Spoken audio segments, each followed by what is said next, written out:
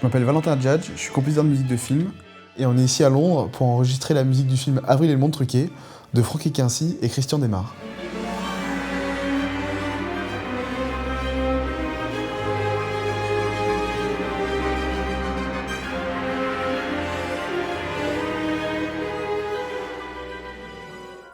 La particularité du film, c'est que c'est une uchronie.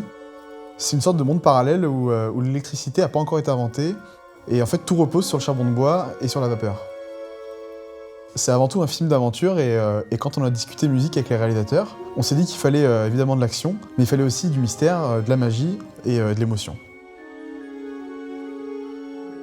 C'est un monde d'acier et de vapeur. Alors musicalement, pour rappeler l'acier, j'ai utilisé un gros set de percussions métalliques qu'on est allé enregistrer séparément en France. Et puis j'utilise aussi beaucoup un instrument qui s'appelle le cymbalum, qui est un instrument à mi-chemin entre le piano et la percussion. Et tout ça, ça renforce le côté brut qu'il y a à l'image. Et j'ai illustré la vapeur avec des instruments avant, il y a quelques bois, mais il y a surtout des cuivres et notamment des cordes et des trombones.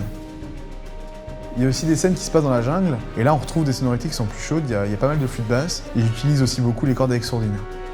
Il y a beaucoup de scènes d'action, il y a beaucoup de scènes de course-poursuite, et la musique est aussi là pour amener du rythme, pour amener du mouvement. Il y a aussi des moments d'émotion, et dans les films d'animation, peut-être plus que dans les films de prise de vue réelle, la musique elle est vraiment importante car elle vient soutenir ce genre de scène.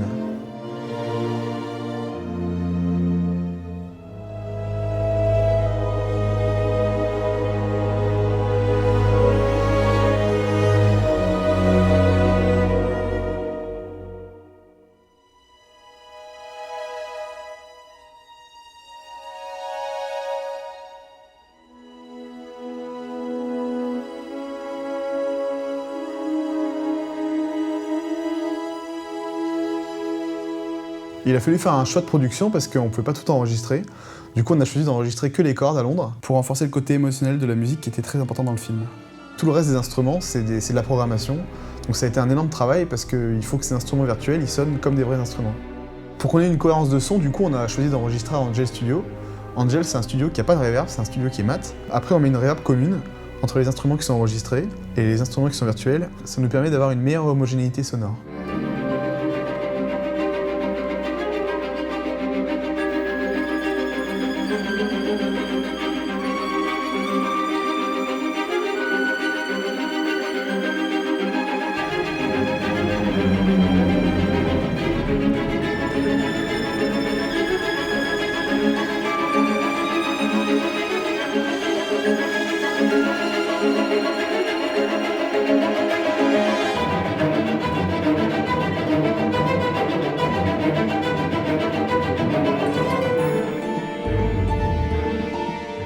Il y a des thèmes qui sont récurrents et qui sont principalement liés à des situations.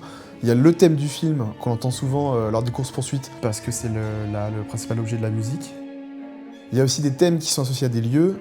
Il y a quelques motifs qui sont rattachés à des personnages. Et le fait que tous ces thèmes ou ces motifs servent de base pour la composition, ça permet d'unifier la narration musicale pour qu'elle se cale bien aux péripéties du film.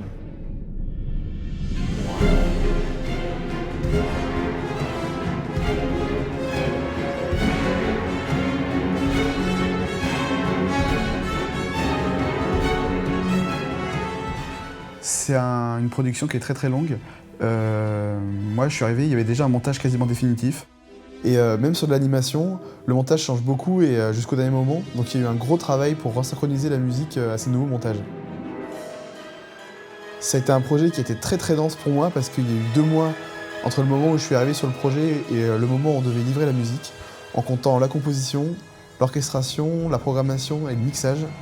Et 2 mois, c'est vrai qu'il y a 1 heure de musique, donc ça a été quand même assez intense.